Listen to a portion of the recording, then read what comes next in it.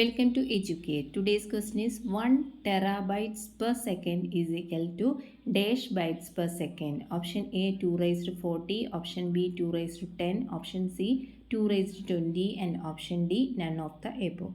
Correct answer is option A 2 raised to 40.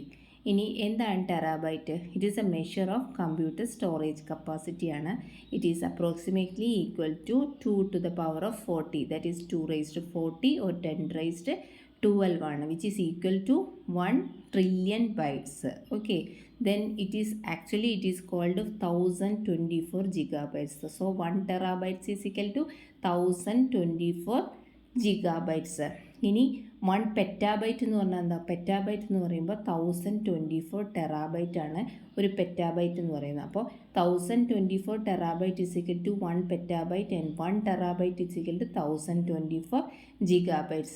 Okay, then this terabyte is equal to 10995111627776 bytes ആണ് വരുന്നത്.